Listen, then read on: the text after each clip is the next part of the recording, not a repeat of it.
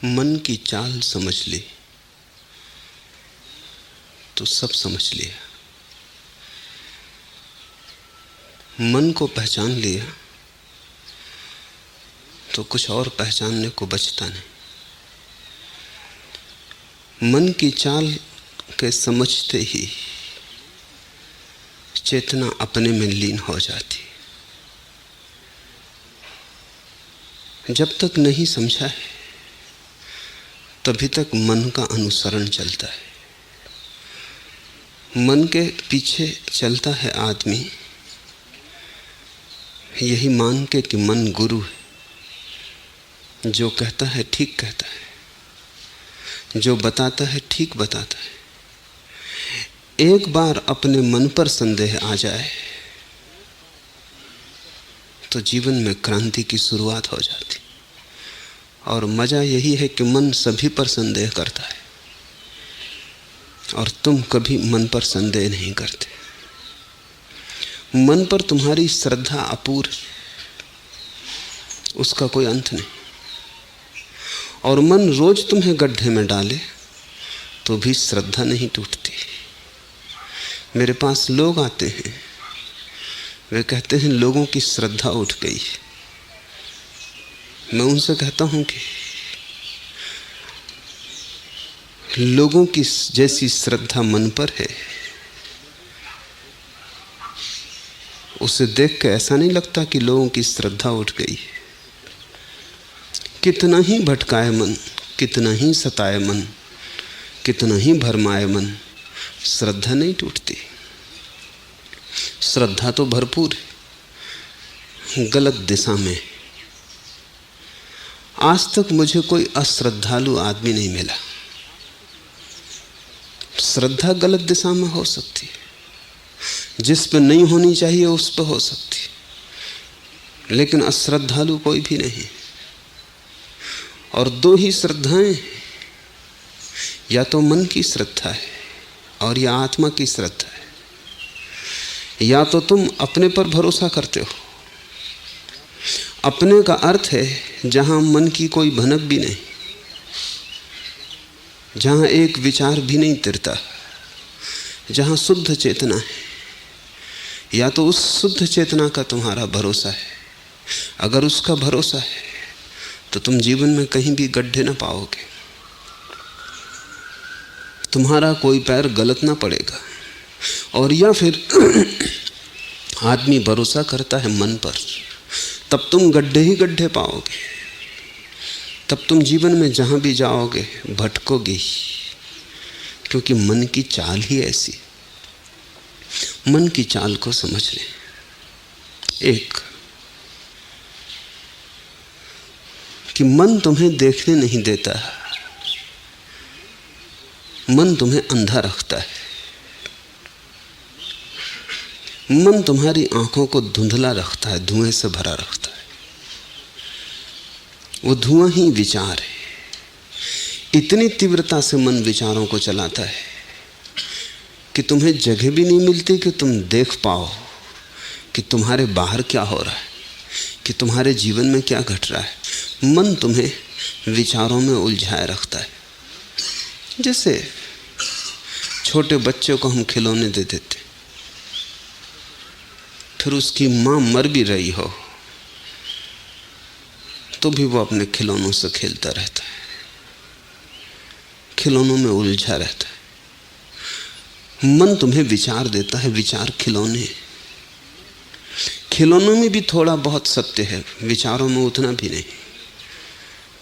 लेकिन एक खिलौनों से तुम चुक भी नहीं पाते कि मन तत्क्षण दूसरा निर्मित कर देता है। इसके पहले कि तुम जाग के देख पाओ, मन तुम्हें नया खिलौना दे देता है।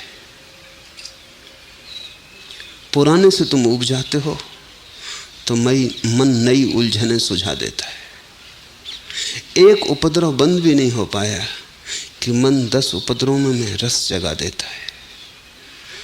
और ये इतनी तीव्रता से होता है कि दोनों घटनाओं के बीच खिड़की बनाने लायक भी जगह नहीं मिलती जहां से तुम देख लो कि जिंदगी में हो क्या रहा है।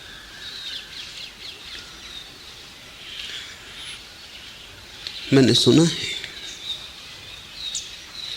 कि मुल्ला नसरुद्दीन जब बहुत बूढ़ा हो गया, 90 वर्ष का हुआ, तब उसका बड़ा भरा पूरा परिवार था। उसका बड़ा बेटा ही 70 वर्ष पार कर रहा था, उसके बेटों के बेटे 50 पार कर रहे थे, उसके बेटों के बेटों के बेटे विवाहित हो गए थे, उनके भी बच्चे हो गए थे। अचानक एक दिन बूढ़े नसरुद्दीन ने कहा कि मैंने फिर से शादी करने का तय कर लिया। पत्नी मर चुकी थी। पहले तो लड़कों ने मजाक समझी, हंसे कि अब इस बुढ़ापे में हम भी बूढ़े हो गए, अब शादी। पिताजी मजाक कर रहे होंगे, लेकिन नसरुद्दीन ने जब बार बार दोहराया तो उन्होंने गंभीरता से बात ली। और जब नसरुद्दीन ने एक दिन सुबह आके घोषणा ही कर दी कि मैंने लड़की भी तय कर ली, तब जरा सोचना पड़ा। सारा परिवार इकट्ठा हुआ। उन्होंने विचार किया कि इस बड़ी फजीयत होगी, लोग हंसेंगे। ऐसे ही नसरुद्दीन की वजह से लोग जिंदगी भर हंसते रहे, और अभी बुढ़ापे में आखिरी उपद्रव खड़ा कर, क्या कहेंगे लोग। बड़े लड़के को सबने कहा कि तुम ही जाके कहो। बड़े लड़के ने जो सुना तो और चकित हो गया। सुना कि सामने ही एक अंग्रेज की लड़की से तय किया है नसरुद्दीन ने। लड़की की उम्र मुश्किल से 16 साल है। उसने कहा ये नहीं हो सकता पापा, ये बंद करो, ये सोच ही छोड़ दो। ये भी तो सोचो, उस लड़की की उम्र सिर्फ 16 साल। नसरुद्दीन ने कहा अरे पागल, 16 साल ही तो शादी की उम्र है। और फिर जब मैंने तेरी माँ से शादी की थी तब उसकी भी उम्र 16 ही साल थी। इसमें बुरा क्या हुआ जा रहा है।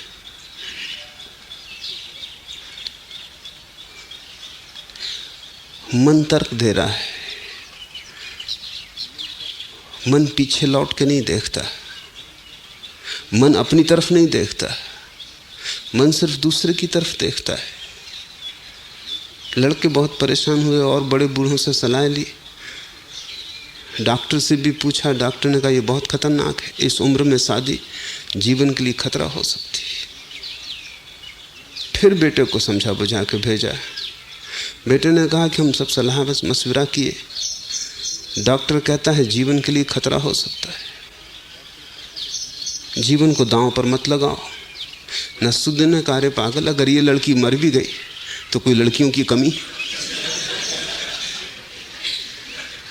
दूसरी लड़की खोज लेंगे। मन कभी पीछे की तरफ देखता नहीं, अपनी तरफ नहीं देखता। मन सदा दूसरे को, दूसरे में खोजता है सुख, दूसरे पर थोपता है दुख, दूसरे से पाना चाहता है शांति, दूसरे से ही पाता है अशांति। सदा ही नजर दूसरे पे लगी है, जबकि नजर अपने पे लगी होनी चाहिए। तो मन के जगत का उपद्रव मूल आधार दूसरे पर दृष्टि है। दूसरे से क्या प्रयोजन है? दूसरा मौलिक नहीं है, मौलिक तो तुम हो। लेकिन मन सदा भरमाता है। अगर तुम दुखी हो तो मन कहता है जरूर कोई तुम्हें दूसरा दुखी कर रहा है, तो तुम किसी न किसी पर दुख थोप देते हो। जब तुम सुखी होते हो तब भी मन कहता है कोई दूसरे के कारण सुख मिल रहा है, तब तुम सुख दूसरे पे थोप देते हो।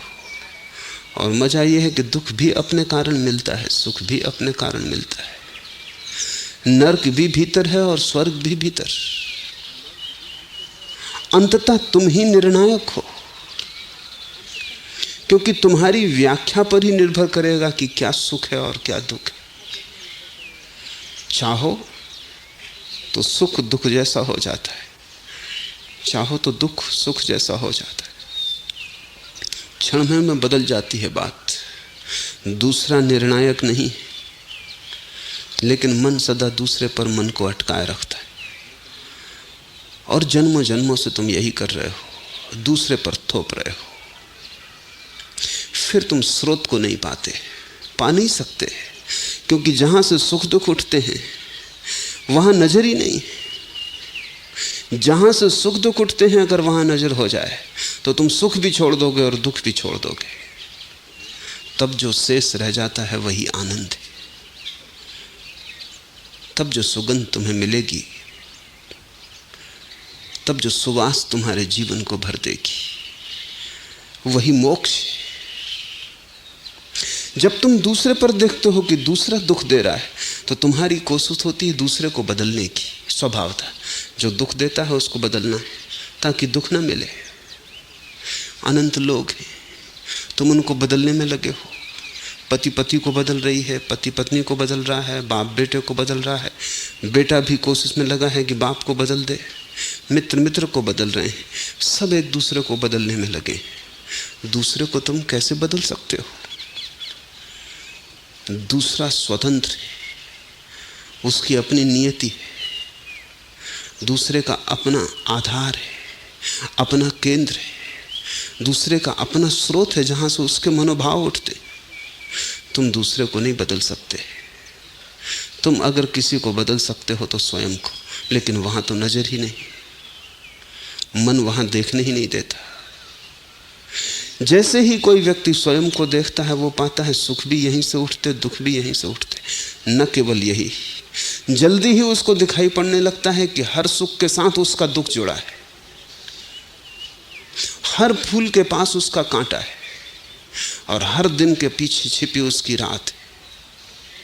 जैसे जैसे तुम भीतर आते हो वैसे वैसे साफ होने लगता है कि अगर तुमने सुख चुना तो दुख भी चुन लिया। हर सुख का अपना दुख है, हर स्वर्ग के पास उसका नरक है, जरा भी दूर नहीं, संयुक्त है, एक ही द्वार है दोनों का। जैसे ही तुमने सुख को चुना तत्क्षण तुमने दुख को चुन लिया।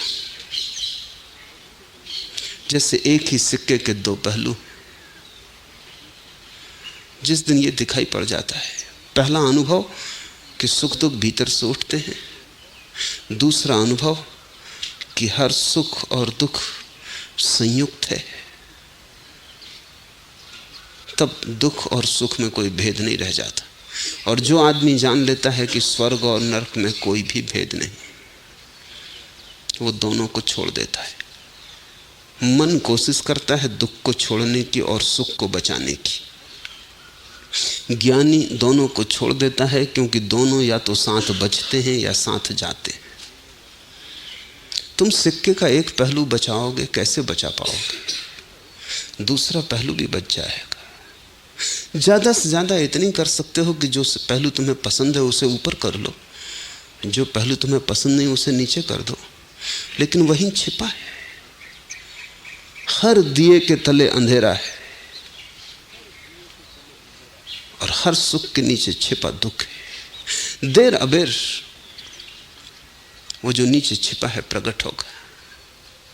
और जीवन का एक महत्वपूर्ण नियम है कि अगर तुमने सुख को ऊपर रखा और सुख को भोगा तो सुख चुक जाएगा, और जब सुख चुक जाएगा तो दुख उठना शुरू हो जाएगा।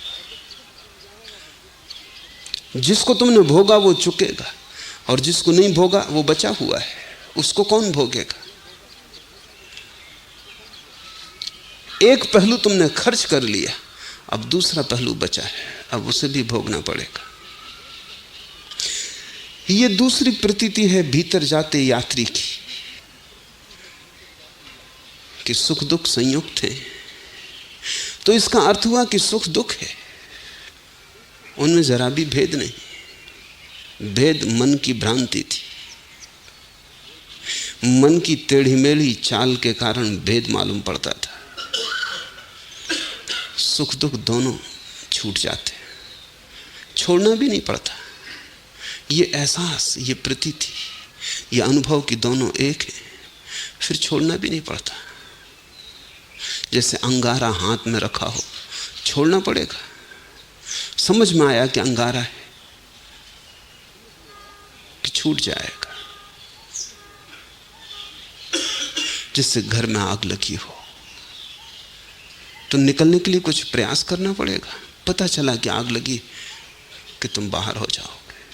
तुम फिर ये भी ना पूछोगे कि कहां से बाहर जाऊं, रीति रिवाज क्या है, सभ्य मार्ग क्या होगा। तुम खिड़की से छलांग लगा के निकल जाओगे। तुम ये ना पूछोगे कि खिड़की से निकलना उचित अनुचित, शिष्ट अशिष्ट। जब घर में आग लगी हो तो शिष्टाचार को कोई पूछता है? तब तुम कहीं से भी छलांग लगा के निकल जाओगे। तुम बाहर हो जाओगे। घर में आग लगी है ये एहसास भर हो जाए। जैसे कोई भीतर जाता है वैसे ही सुख दुख एक ही हो जाते, तत्क्षण छूट जाते। जो शेष रह जाता है वही मोक्ष है। जो शेष रह जाता है वही तुम हो। जो शेष रह जाता है वही परमात्मा है। लेकिन मन तुम्हें भीतर नहीं जाने देता। मन कहता है दूसरे ने दुख दिया, मन कहता है दूसरे ने सुख दिया, मन दूसरे पर अटकाए रखता है। ये मन की पहली कुशलता है। दूसरी कुशलता मन की कि वो हमेशा आधे को दिखलाता है और आधे को नहीं देखने देता। जैसे कि चांद को हम देखते हैं तो आधा चांद दिखाई पड़ता है, आधा नहीं दिखाई पड़ता है। उस तरफ का पहलू छिपा रहता है। मन जो भी देखता है हमेशा आधे को देखता है, मन पूरे को नहीं देख सकता है। चांद तो बड़ी चीज है। तुम्हारे हाथ में एक कंकड़ भी रखते हैं, छोटा सा एक रेत का कण रखते हैं, उसको भी तुम पूरा नहीं देख सकते। आधी दिखेगा, आधा उस तरफ जो है वो छिपा रहेगा। मन आधे को ही देख सकता है। मन आधे को देखने की व्यवस्था है। इसलिए तो मन के कारण द्वैत पैदा होता है।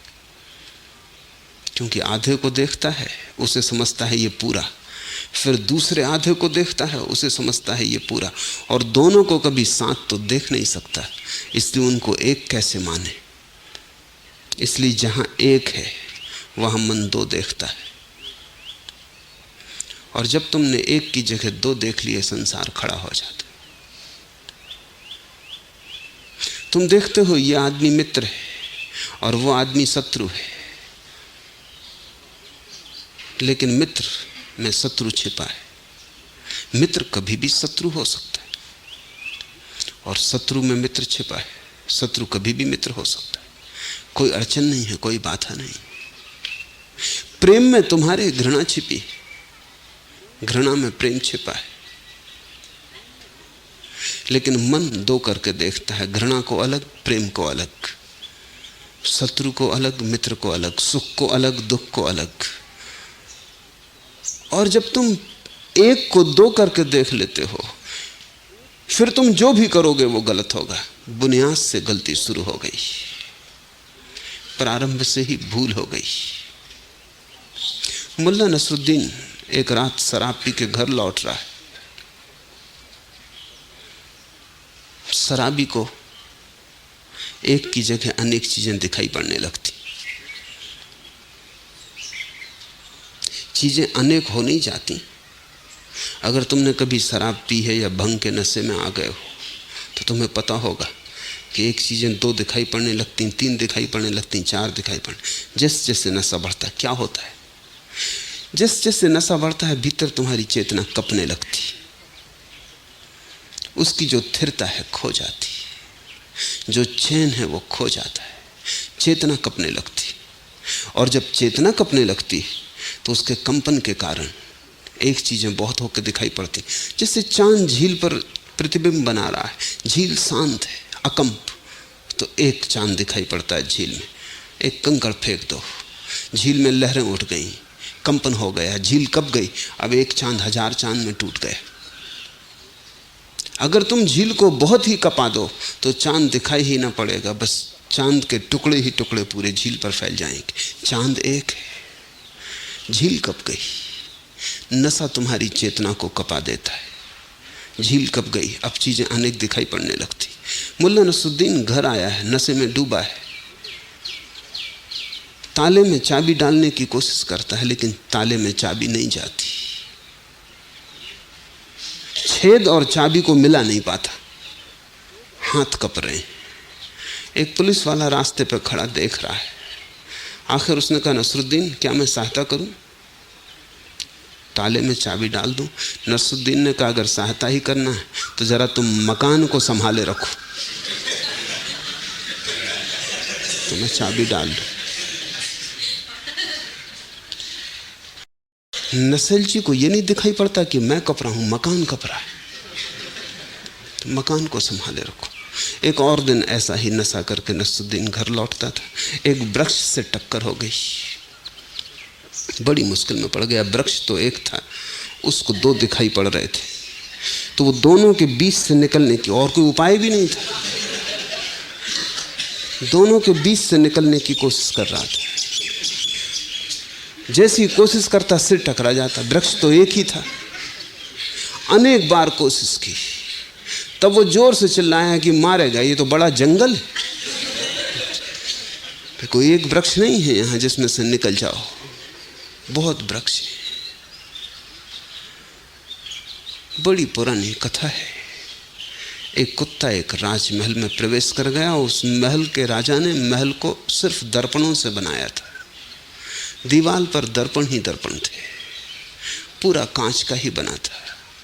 कुत्ता मुसीबत में पड़ गया, जहां देखा अनेक कुत्ते दिखाई पड़े, घबरा गया। ये तो कोई एक आध कुत्ता नहीं है, पूरे कुत्तों की सेना मालूम पड़ती, और भागने का उपाय नहीं दिखता, चारों तरफ घेरे खड़े। और जैसा कुत्तों की आदत होती कि पहले उसने डरवाने की कोशिश की कि डर जाएं ये लोग, लेकिन जितना उसने कुत्तों को डरवाया उतना ही कुत्तों ने उसे डरवाया, क्योंकि वे उसी के प्रतिबिंब थे। जैसे ही कुत्ता झपटा और भौंका, हजारों कुत्ते झपटे और भौंके, क्योंकि वे वहां थे ही नहीं, वे उसी की छायाएं थे। कुत्ता दर्पणों से टकराया, झपट्टा मारा, उसके प्रतिबिंब कुत्ते से टकराए, सिर लहूलुहान हो गया। सुबह कुत्ता मरा हुआ पाया गया, वहां कोई भी ना था। जहां कुछ भी नहीं, वहां भी तुम्हारे भीतर के कंपन झूठे अस्तित्व को निर्मित कर लेते। उस झूठे अस्तित्व को ही हमने माया कहा है। माया बाहर नहीं है, तुम्हारे कपते हुए चित्त के कारण जो है वो तो एक है, लेकिन वो अनेक होकर दिखाई पड़ रहा है। और तुम्हारी कोशिश वही है जो मुल्ला नसरुद्दीन ने सिपाही से कही थी कि जरा तुम मकान को संभाल लो तो मैं ताले में चाबी डाल लूं। तुम्हारी भी कोशिश ये है कि मकान को कैसे थिर कर लिया जाए। कोई कभी नहीं कर पाया। ज्ञानियों ने मकान की फिक्र छोड़ दी, अपने को थिर कर लिया, सब थिर हो जाता है। जरूरत है कि नशा उतर जाए। मकान तो थिर ही है, वो कभी हिला ही न था। ये अस्तित्व कभी हिला ही नहीं है, ये बिल्कुल थिर है, ये अपने में बिल्कुल लीन है, ये स्वभाव में डूबा है। तुम हिल गए हो, लेकिन तुम अस्तित्व को संभालने की कोशिश कर रहे हो। मन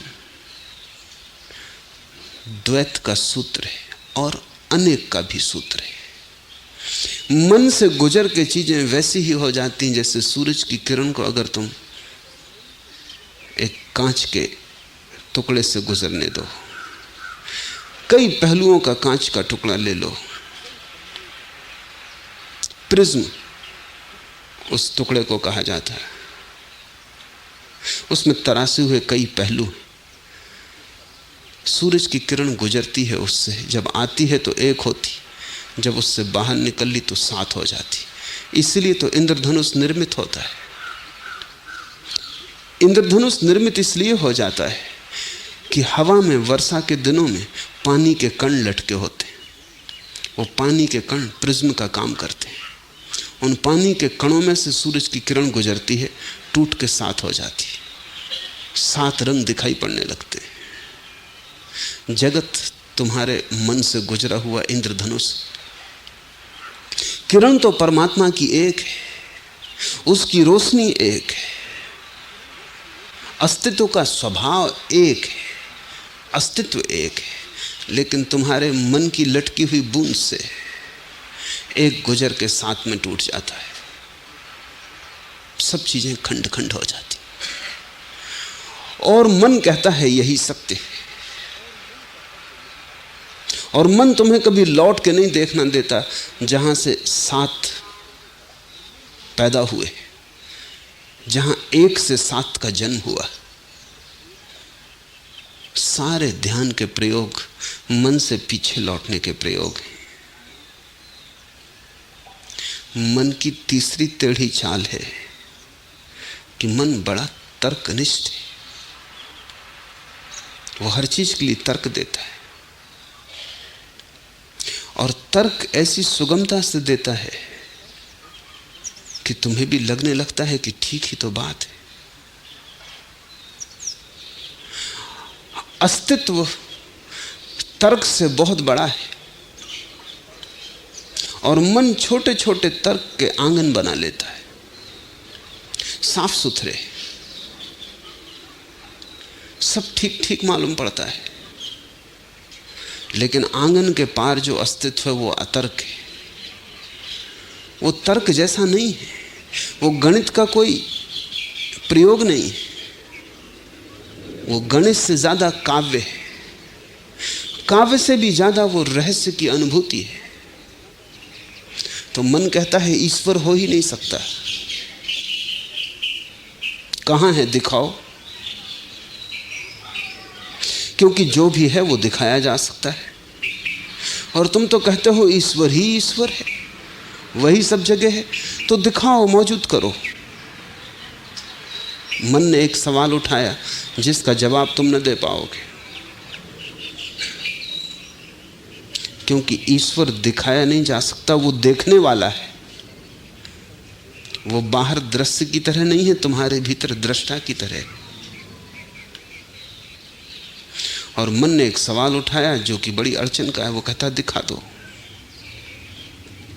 न दिखा पाओगे तो मन हंसेगा और कहेगा मूढ़ हो, नासमझ हो, अज्ञानी हो, अंधविश्वासी हो, जो दिखाया नहीं जा सकता उसको मानते हो। मन कहता है हम तो अनुभव को मानते हैं, और जब तक अनुभव ना हो जाए तब तक हम मानते नहीं। मन ठीक ही कहता लगता है, तर्क में कहीं भी भूल चूक नहीं। भूल चूक है तो इतनी बुनियादी है कि जब तक तुम मन से थोड़े सरकोगे ना, तुम्हारी समझ में ना आएगी। मन कहता है कि दृश्य की तरह परमात्मा को दिखा दो, लेकिन परमात्मा का स्वभाव दृश्य की तरह नहीं है। परमात्मा का स्वभाव दृष्टा का है, साक्षी का है। परमात्मा चैतन्य है, वस्तु नहीं है। चेतना को देखा नहीं जा सकता, चेतना में लीन हुआ जा सकता है। चेतना को गणित से सिद्ध नहीं किया जा सकता है। चेतना को तो रहस्य की एक अनुभूति में अनुभव किया जा सकता है। चेतना को प्रयोगशाला में पकड़ा नहीं जा सकता।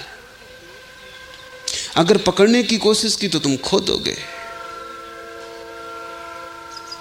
एक जिंदा आदमी को ले जाओ प्रयोगशाला में, अंग अंग काट डालो, हड्डी मिलेगी, मांस मज्जा मिलेगी, चमड़ी मिलेगी, खून मिलेगा, एल्युमिनियम, लोहा, सब धातुएं मिल जाएंगी। बस एक चीज ना मिलेगी, आत्मा।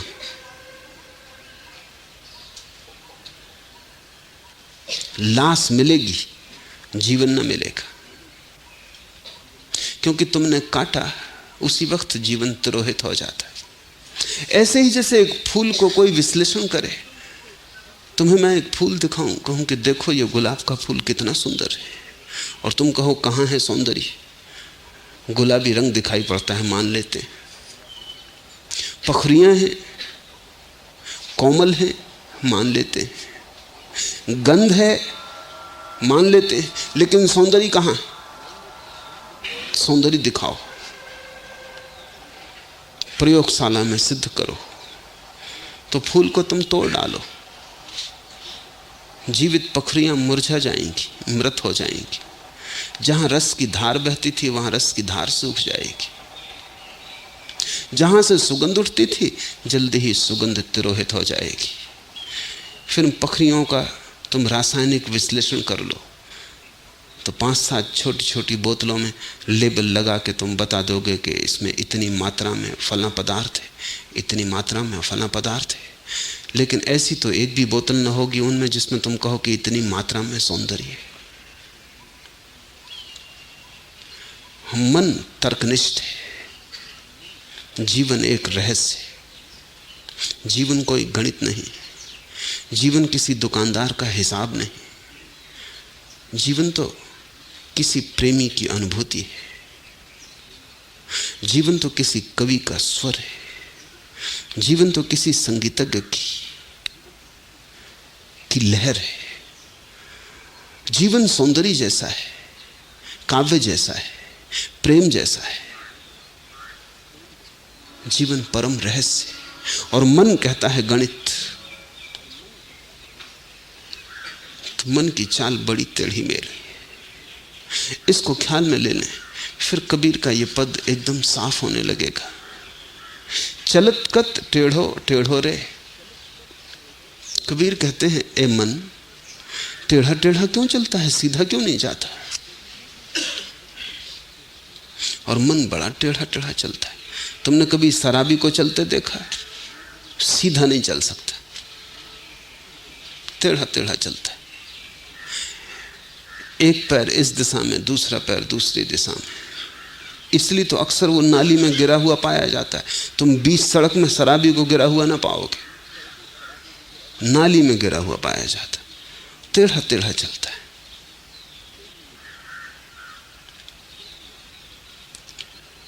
टेढ़ेपन ये है कि जहां रहस्य है वहां तर्क उठाता है। तर्क बड़ी टेढ़ी चीज है। तर्क से ज्यादा टेढ़ा इस संसार में कुछ भी नहीं है। क्योंकि तर्क से तुम जो है उसे सिद्ध कर सकते हो कि नहीं। तर्क से जो नहीं है उसे तुम सिद्ध कर सकते हो कि वो है। लेकिन ये हवाओं में बनाए गए घर हैं, इनका अस्तित्व में कोई अर्थ नहीं। मुल्ला नसरुद्दीन का बेटा स्कूल से पढ़ के लौटा, विश्वविद्यालय से शिक्षित हुआ, सबसे बड़ी उपाधि लेके घर आया। तो जैसा कि अक्सर यूनिवर्सिटी से लौटने वाले बच्चों को जल्दी होती दिखाने की वो कितना जानकर आए, कितना सीख कर आए, प्रभावित करने का मन होता है। और यूनिवर्सिटी से लौटने वाले सभी बच्चे माँ बाप को मूर्ख समझते हैं। सांझ को खाना खाने बैठे थे। नसरुद्दीन की पत्नी ने लाके 2 अमरूद एक प्लेट में रखे। बेटे ने कहा कि देखें, विश्वविद्यालय में कैसी अद्भुत बातें सिखाई जाती हैं। मैं तर्क का स्नातक हूँ। उसने अपनी माँ को कहा कि इसमें प्लेट में कितने अमरूद हैं? उसकी माँ ने कहा 2 हैं। बेटे ने कहा कि मैं सिद्ध कर सकता हूँ तर्क से कि 3। माँ उत्सुक हुई। नसरुद्दीन तो बैठा रहा, चुपचाप देखता रहा। माँ उत्सुक हुई, उसने कहा सिद्ध करो। तो बेटे ने कहा कि देखो, ये अमरूद 1, ये अमरूद 2, 2 और 1 मिलके कितने होते? माँ ने कहा कि बात तो ठीक है, 2 और 1 मिलके 3 होते। माँ सीधी भोली भाली थोड़ी मुश्किल में पड़ गई। बेटे ने नसरुद्दीन की तरफ देखा। नसरुद्दीन ने कहा कि बिल्कुल ठीक, 1 हम ले लेंगे, 2 तेरी माँ खा लेगी, 3रा तू खा ले।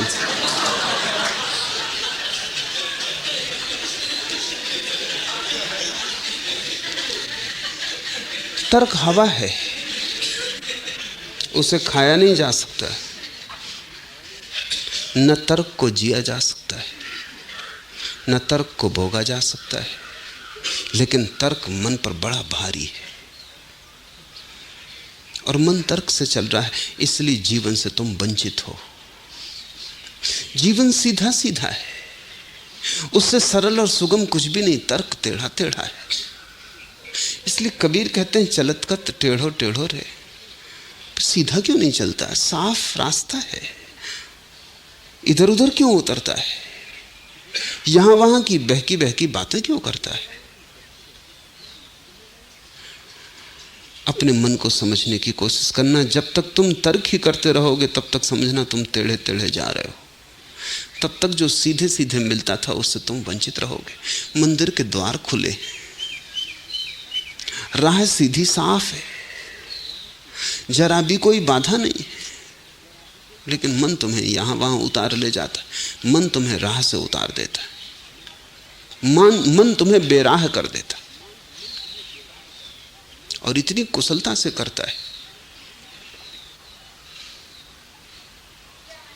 कि तुम्हें कभी ख्याल भी नहीं आ पाता। एक मित्र मेरे पास आए कुछ दिन पहले, कहा कि मन बड़ा अशांत है और शांति अब एकदम आवश्यक है, नहीं तो मैं जी ना सकूंगा। आत्मघात तक का मन होता है। धनी है, सब सुख सुविधा है, राजनीति के बड़े पदों पर रहे। मैंने उनसे पूछा, तो फिर प्रार्थना करो। कहने लगे, प्रार्थना में मन नहीं लगता। ध्यान करो। कहने लगे, ध्यान की बिल्कुल इच्छा नहीं होती, मन अशांत है। लेकिन ध्यान में मन नहीं लगता। मन अशांत है तो भी मन की ही सुने जा रहे हैं। मन आत्महत्या के करीब ले आया है। कहता हूं प्रार्थना करो, कहते हैं चाह नहीं उठती मन में। जो आत्महत्या के करीब ले आया है उस पर भरोसा नहीं छूटता। मन अशांत है, श्रद्धा उसी पर है। जिसने इतनी अशांति दी, मैं कहता हूं इसे छोड़ो, इसकी मानना बंद करो।